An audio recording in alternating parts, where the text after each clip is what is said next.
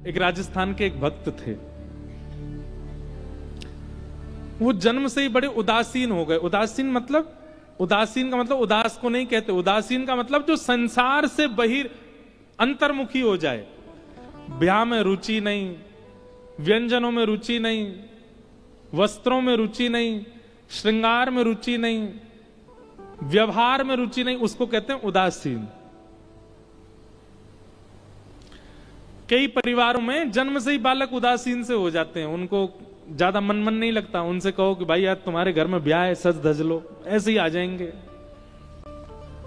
उनसे कह लो बढ़िया रोटी बनी है खा लो, ना धरो इसमें मिर्च का अचार दो, ऐसे ही खा लेंगे। कोई उनका ना तो उनके जीव में इतना स्वाद होता है, ना उनके तन को इतनी सजने संवरने की इच्छा होती है, ना उनको ऐसा मन कि मुझसे कोई ज्यादा लोग बात, वो जन्म से ही उदासीन होते हैं। तो राजस्थान में 3 भाई थे, बीच वाले एक भैया वो उदासीन, उनको मुझे नाम याद नहीं आ रहा उनका,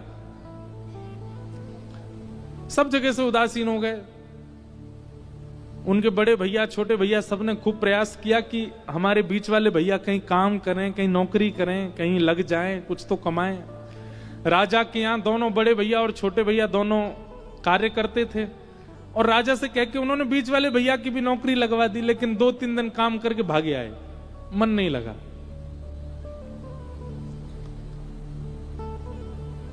संसार कितना स्वार्थी है। घर के लोगों को कुछ दिन बाद वो खटकने लगे, कुछ करते धरते नहीं है, बस पाते रहते हैं, पड़े रहते हैं। व्यंग में एक दिन घर के लोगों ने कह दिया, बोले कुछ करते तो हो नहीं, पूरे दिन रोटी उड़ाते हो। पता चलती जब स्वयं जाते, स्वयं बना के खाते। अब उनको इतना ज्यादा ये बात पीड़ा देने लगी, अब घर के लोगों को हमारा उपस्थिति से सुख नहीं, तो हम चले जाते हैं। उन्होंने निर्णय लिया, घर वालों से कहा हम घर छोड़ के जा रहे हैं, आप लोग प्रेम से निवास करिए, हम कहीं और रहेंगे। घर के लोगों ने कहा कहां जा रहे हो ये तो बता दो। बोले क्यों, क्या करोगे? और कल को तुम्हारे प्राण चले गए, हम लोग आएंगे तुम्हारे शव को लाके तुम्हारा अंतिम संस्कार तो कर देंगे। बोले नहीं, जब हमसे ही आपका कोई संबंध नहीं है तो फिर हमारे अंतिम संस्कार से भी आपका कोई संबंध नहीं होना चाहिए। तो छोटे बड़े भैया व्यंग में बोले, तो फिर कौन करेगा तुम्हारा संस्कार? बोले आपका कौन करेगा? बोले हमारे तो हैं, हमारे अपने, वो करेंगे। बोले मेरे श्री राम है, राम जी करेंगे। और मैंने राम कथा में सुना है कि उन्होंने जटायु का संस्कार किया था, मेरा भी वही करेंगे, क्योंकि मैं उनको अपना मानता हूं। निकल पड़े घर से, सत्य घटना है।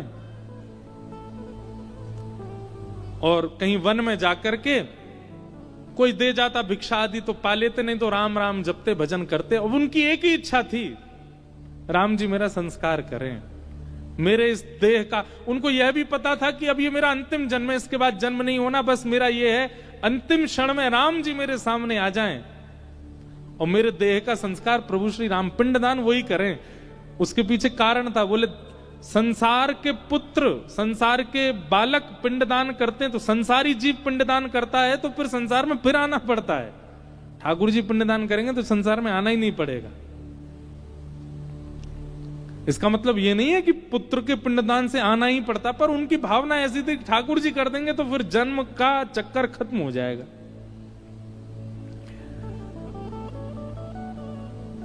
उनका अंतिम समय आया, और अंतिम समय आया तो जीवन भर जिस भावना से उन्होंने भजन किया था वो पूर्ण हुआ, और प्रभु श्री राम उनके सामने प्रकट हो गए। और अकेले प्रकट नहीं हुए, राम जी भी आए, लक्ष्मण जी भी आए, भरत जी भी आए, सीता जी भी आई, और हनुमान जी भी आए, सब आए साथ में। सब ने आकर के एक क्षण के लिए उनको राम दरबार का दर्शन हुआ, और दर्शन देते ही उनके प्राण निकल गए।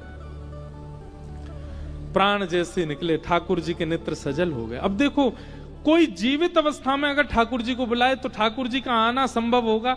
मुझे नहीं लगता कि वे आएंगे। हम ना तो हमारी भक्ति ऐसी कि ठाकुर जी हमारी जीवित अवस्था में आ जाएं। इसलिए ठाकुर जी से यही मांगो कि अंतिम क्षण में आ जाना आप।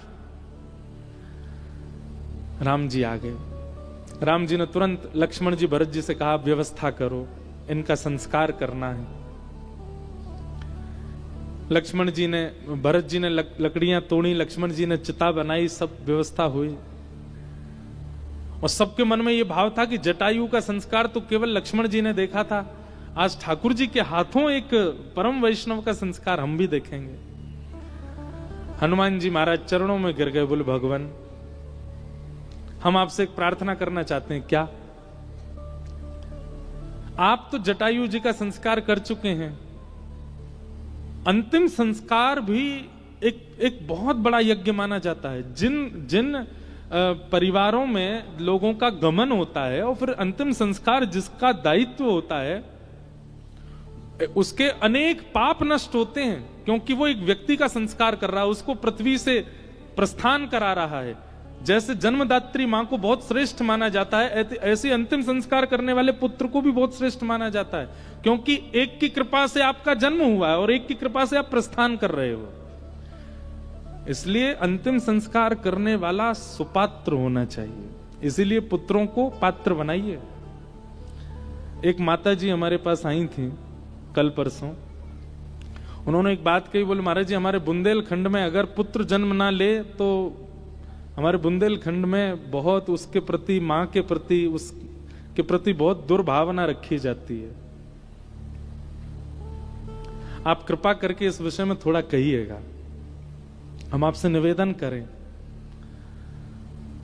सबसे पहले तो देखिए, पुत्र की कामना एक ना एक दिन सबको हो जाती है, परंतु अगर आप परम वैष्णव हो, पुत्र की कामना मत कीजिए, पात्र की कामना कीजिए। किसकी कामना? पात्र की। और पात्र पुत्री भी होती है। हम ये भी नहीं कहेंगे कि पुत्री की ही कामना करो या पुत्र की ही कामना करो, दोनों में से कोई भी आए, आना पात्र चाहिए, आना श्रेष्ठ चाहिए, वो पात्र हो।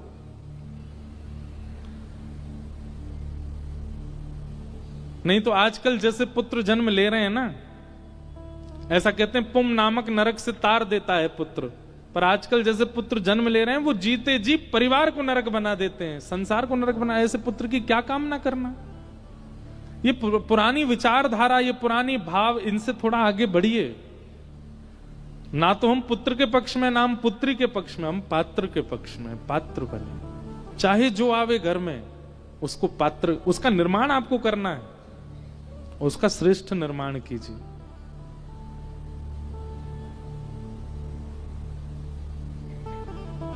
हमारी भारत भूमि वीरांगनाओं से भरी है, वीरों से भरी है, और उनका निर्माण पिता माता ने ही किया है। तो इसलिए अपने आप को बहुत ज्यादा सौभाग्यशाली मत माना कीजिए कि पुत्र हुआ, पुत्री हुई। सौभाग्यशाली तब मानिए कि पात्र हुआ।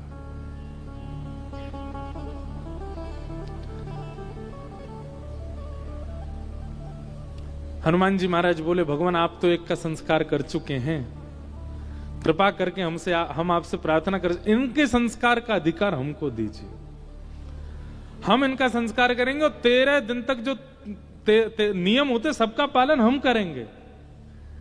राम जी महाराज इतने प्रसन्न हो गए, और फिर उस वैष्णव भक्त का संस्कार अनंत बलवंत श्री हनुमान जी महाराज ने किया।